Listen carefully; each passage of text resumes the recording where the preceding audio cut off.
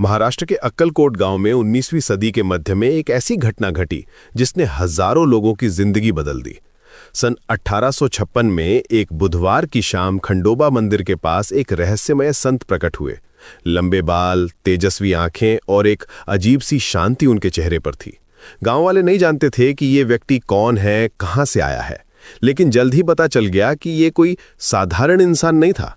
ये थे श्री स्वामी समर्थ महाराज, दत्तात्रेय परंपरा के एक महान संत, जिनकी कहानी आज भी करोड़ों लोगों के दिलों में बसी है। स्वामी समर्थ की जन्म कथा उतनी ही रहस्यमय है जितना उनका पूरा जीवन। जब किसी भक्त ने उनसे उनके जन्म के बारे में पूछा तो उन्होंने कहा था कि वे एक बरगद के पेड़ से प्रकट हुए हैं। कभी उन्होंने बताया कि उनका पहले का नाम नृसिंहभान था, लेकिन सबसे दिलचस्प कहानी यह है कि वे दरअसल श्रीमद नरसिंह सरस्वती के पुनर्जन्म थे। कहते हैं कि नरसिंह सरस्वती ने करदली वन में 300 साल तक समाधि ली थी। उनके शरीर के चारों ओर एक विशाल बांभी बन गई थी। फिर एक दिन एक लकड़हारे की कुल्हाड़ी गलती से उस बांभी पर लग गई। कुल्हाड़ी पर खून के धब्बे देखकर लकड़हारा हैरान रह गया। उसी दिन नरसिंह सरस्वती अपनी समाधि से जागे और स्वामी समर्थ के रूप में दुनिया में वापस। स्वामी समर्थ ने पूरे भारत की यात्रा की थी। हिमालय से लेकर रामेश्वरम तक, काशी से द्वारका तक, हर जगह उन्होंने लोगों का कल्याण किया। कहते हैं कि वे तिब्बत, नेपाल, यहां तक कि चीन और जापान भी गए थे। हर जगह उन्होंने अपनी दिव्य शक्तियों से लोगों की मदद की, लेकिन अंततः उन्होंने अक्कलकोट को अपना घर बनाया। चिंतोपन तोल के निमंत्रण पर वे यहां आए और 22 साल तक रहे। उनके प्रिय शिष्य चोलप्पा के घर में वे रुकते थे, जहां आज उनका मंदिर है। स्वामी समर्थ का व्यक्तित्व बेहद प्रभावशाली था। वे बहुत लंबे थे, उनके हाथ घुटनों तक लटकते थे, गोरा गुलाबी रंग, चौड़े कंधे और एक तेजस्वी चेहरा। वे हमेशा केवल कॉपीन पहनते थे और तुलसी की माला गले में डालते थे। उनके कान में रत्न जड़ित कुंडल होते थे, लेकिन सबसे खास बात यह थी कि उनकी आंखों में एक अजीब सी शांति और करुणा थी। जो भी उन्हें देखता वो मंत्रमुग्ध हो जाता। अक्कलकोट में स्वामी समर्थ के चमत्कारों की अनगिनत कहानियां हैं। एक बार गांव में भयंकर सूखा पड़ा था। लोग परेशान थे, फसलें सूख रही थी। गांव वालों ने स्वामी जी से प्रार्थना की। स्वामी जी ने आकाश की ओर देखा और जोर से कहा, पावस ये रे, यानी बारिश आओ। उसी शाम आसमान में बादल छा गए और मूसलाधार बारिश हुई। पूरा अक्कलकोट भीग गया और लोगों की आंखों में खुशी के आंसू आ गए। एक और घटना है जुन्नार की साकू नाम की महिला की।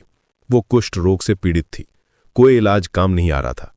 जब वो स्वामी जी के दर्शन के लिए आईं तो उन्होंने उसे एक सफेद पत्थर दिया और कहा कि इसे घिसकर पूरे शरीर पर लगाए।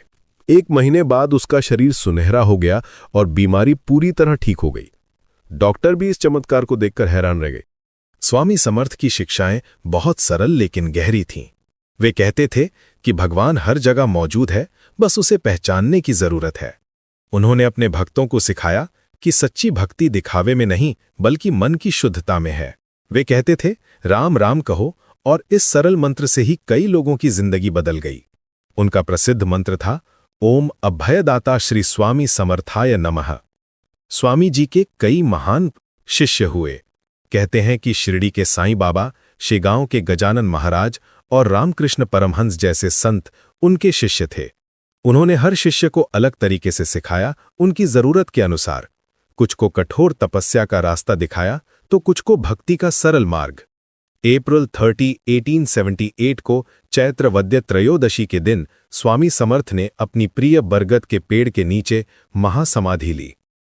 उन्होंने पद्मासन में बैठकर अपने अंतिम शब्द कहे, कोई रोना नहीं, मैं हमेशा सब जगह मौजूद रहूंगा और हर भक्त की पुकार सुनूंगा। कहते हैं कि समाधि के समय उनकी आत्मा 2 भागों में बंट गई। एक हिस्सा बरगद के पेड़ ने समा गया, जो आज भी पूजा जाता है, और दूसरा हिस्सा शिरडी के साईं बाबा में। आज भी 150 साल बाद स्वामी समर्थ की कृपा का अनुभव करोड़ों लोग करते हैं। अक्कलकोट का मंदिर हर दिन हजारों भक्तों से भरा रहता है। लोग दूर दूर से आते हैं, अपनी समस्याएं लेकर, और खुशी से वापस जाते हैं। आधुनिक युग में भी उनके चमत्कार होते रहते हैं। बीमारों को स्वास्थ्य मिलता है, परेशान लोगों को शांति मिलती है और निराश लोगों को नई उम्मीद मिलती है। स्वामी समर्थ की कहानी सिर्फ एक संत की कहानी नहीं है, ये उस दिव्य शक्ति की कहानी है जो आज भी हमारे बीच मौजूद है। ये उस प्रेम की कहानी है जो जाति, धर्म और सामाजिक भेदभाव से ऊपर है।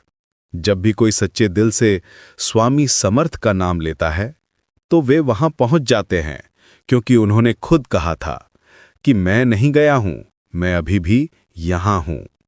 और यही है स्वामी समर्थ की सबसे बड़ी शिक्षा, कि दिव्यता कभी नहीं मरती, वो हमेशा हमारे साथ रहती है। बस हमें उसे महसूस करना सीखना होता है।